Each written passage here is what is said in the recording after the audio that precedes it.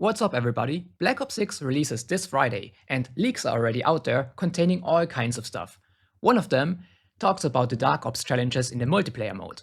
So today I thought, hey, I'm just gonna explain them to you so you can be prepared for those challenges. So if that sounds good to you, make sure to also subscribe to my channel. I will also be covering Zombies Dark Ops challenges as soon as they will drop. But without further ado, let's just jump into it. Okay, first we have the Dark Ops challenge Frenzy Killer. And it says earn a Frenzy medal, that's 5 rapid kills.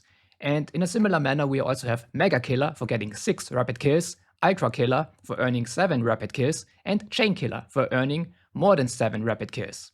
So basically getting rapid kills, that's nothing new, nothing crazy. Even Cold War multiplayer had some Dark Ops challenges focusing on rapid kills, and this time we just have a bit more of them.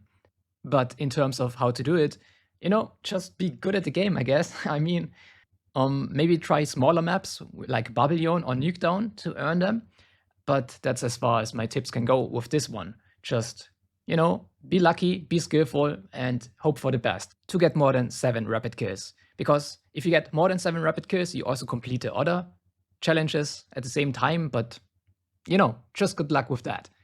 Moving on to the next Dark Ops challenges, and I say challenges because the next 3 also kind of fit in one category. It's about getting kills without dying. We have Relentless Killer, earn a Relentless medal, that's 20 kills without dying. Then we have Brutal Killer, earn a Brutal medal, that's 25 kills without dying. And then we have our good old Nuclear Killer, earn a Nuke, 30 kills without dying. So if you are a skillful player who can achieve a nuke in Call of Duty multiplayer maps, then this is the perfect challenge for you. And then there's the challenge called Nuked Out, where you need to earn a nuke in free-for-all without using score streaks. And again, you need to be extremely good at the game. But it doesn't stop there, because there's another nuclear challenge. It's called Very Nuclear, and it says earn a nuke with 25 different weapons. And all kills towards each nuke must come from a single weapon. So basically the same, but with 25 different weapons. That's also nothing new, nothing crazy. We have seen that in previous Dark Ops challenges from previous Call of Duty Black Ops, It's never something that I could reach, but hey, if you can pull it off, my respect to you. You are actually insane in this game. I'm just gonna go and do the Zombies Dark Ops challenges in the meantime, to be honest. Moving on, we have the Dark Ops challenge 2 birds, 1 stone. Earn a collateral medal, that's killing multiple injured enemies with the same shot. And you have to do it outside of the hardcore game mode, because in hardcore the enemies are dying way easier. Moving on, we have the Dark Ops challenge Accidentally on Purpose, and that's for killing an enemy with an environmental hazard. And on first glance that sounds kind of weird, kind of confusing, like what are environmental hazards, right? My best guess would be to use like the bookshelf that you can activate on a map like Skyline, where you can actually trap or like smash an enemy between the bookshelf and the wall. So maybe try to do that when the game comes out. Moving on, we have Return to Sender, kill an enemy by throwing back the frag grenade that they threw at you. That's also a classic Dark Ops challenge at this point, I would say, because I've seen that definitely before in previous Black Ops games. Here's the thing though, because first you need to have an enemy who is actually using frag grenades, and that's not always the case, especially if they are sweats and using stim shots instead, or like decoys, So it kind of depends on the enemy team and their skill level.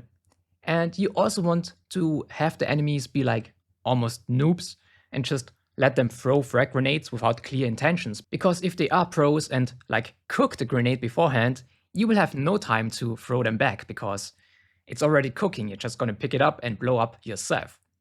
So it really depends. There's a bit of luck involved with this challenge. But yeah, those were my thoughts on this one.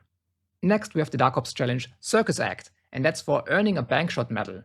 You achieve this by killing an enemy by banking the combat axe off a surface. So you kinda have to think 3-dimensional about this one.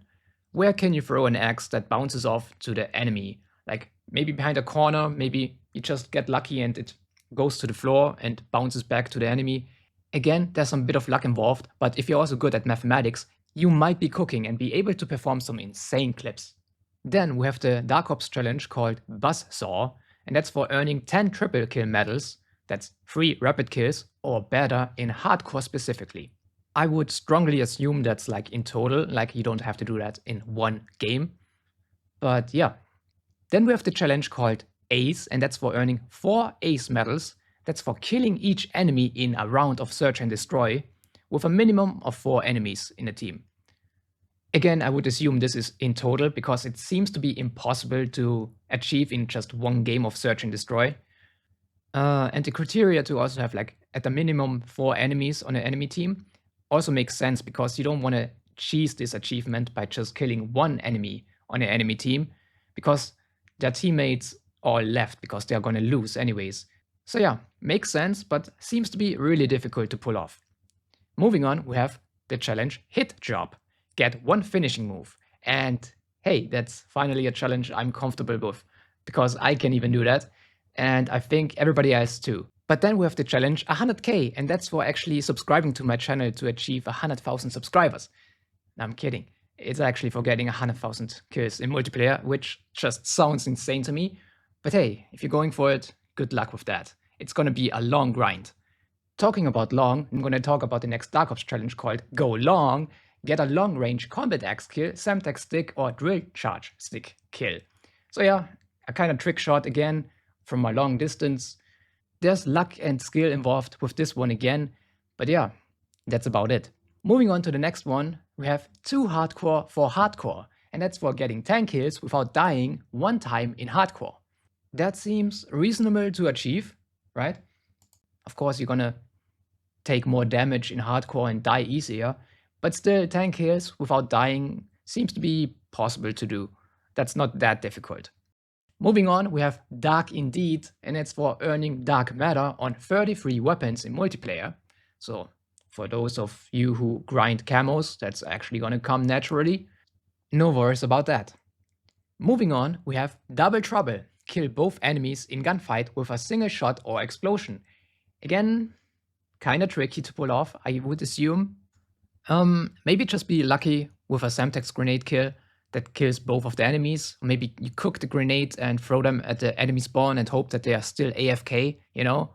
You can hope for that. It's not gonna be likely, but the alternative is to use, of course, a sniper and kill them both with a single shot of the sniper. So if the enemies are like positioning themselves to the same side of the gunfight map, you might be lucky to pull it off.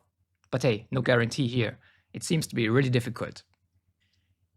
And then we have Hard Breakup, and that's for performing 7 finishing moves in a single match. That seems to be doable, right? Maybe there's even again a ground war game mode on a larger scaled map, like in comparison to just normal team deathmatch, where the match takes longer and is on a bigger map, so it's easier for you to just run around and to perform, you know, finishing moves on enemies. But even then, it depends on your class setup. Use perks like Ninja to be undetected. And yeah, that's about it. And lastly, we have our final Dark Ops challenge.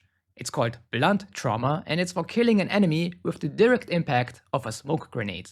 And that's actually funny if you ask me, because smoke grenades are usually doing like 1 or 2 damage points, if at all.